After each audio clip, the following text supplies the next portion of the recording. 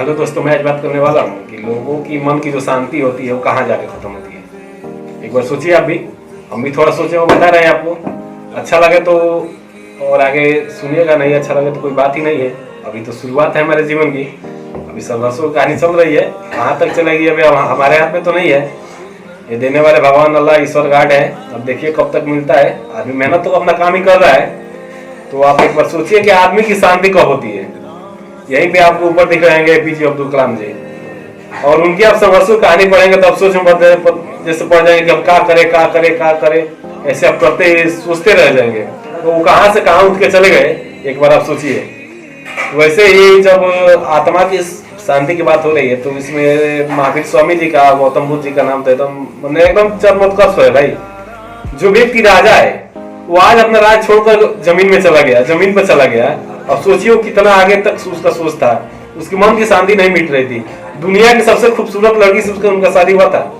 उनके जो पिताजी थे महावीर बुद्ध जी के, गौतम बुद्ध जी के जो पिताजी थे, वो कितने अच्छे, जब उनके जो भविष्यवाणी वाले जब जो नहीं होते ब्राह्मण, उस समय उनका भविष्यवाणी किए पंडित जो थे, तो उन्होंने बताया कि या तो बहुत बड़ा राजा होगा या बहुत बड़ा सन्यासी होगा।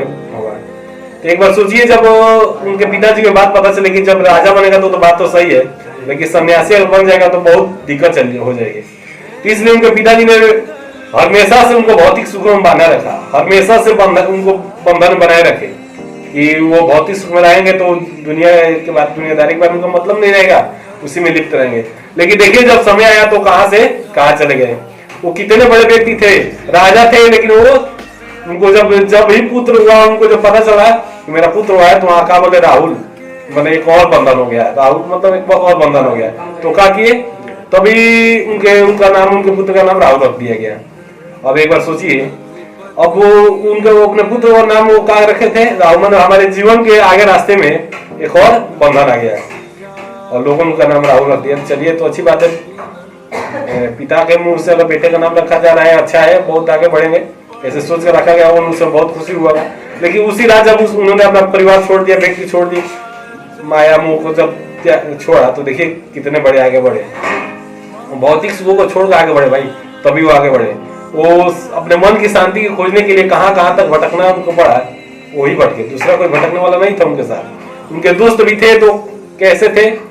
अब उनको जब बारी आई, जब मूर्छित अवस्था हठी योग के द्वारा जब वो अपने आप को सिद्ध करने लगे ज्ञान पाने के लिए, तब उनके जब मूर्छित हो गिरे तो एक लड़की जो थी, सुजाता नाम की लड़की, जब खीर ला कर दी तो लोगों ने, उनके दोस्तों ने कहा अब तो गुरु जी गए, अब भाग गए। लेकिन समय देखिए उनको कहाँ से कहाँ ले गया। वो मन की शांति खोजने के लिए वो कैसे हो गए। मगर वो अपने राज्य पाठ में रहता है। जब कहे थे कि अगर राजा में रहेंगे, महान राजा होंगे, तो कितना बड़ा राज्य बनाते, 1 से 2 राज्य बनाते। अब देखिए वो कितना बड़ा अपना राज्य बना दिए। वो राज्य अब मिटने वाला जीवन में तो है ही नहीं।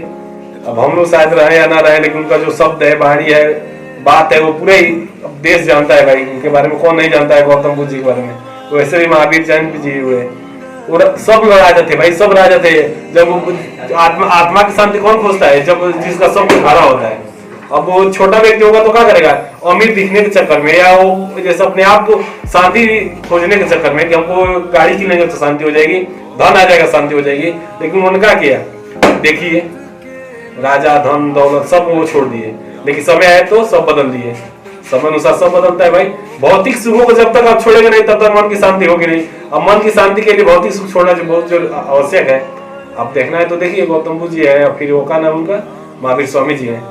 समझेंगे तब, नहीं समझेंगे तो भौतिक सुख में जमे रहिए, एक दूसरे को दिखाते रहिए, बनते रहिए, धनिक गरीब इसी में रह जाएंगे।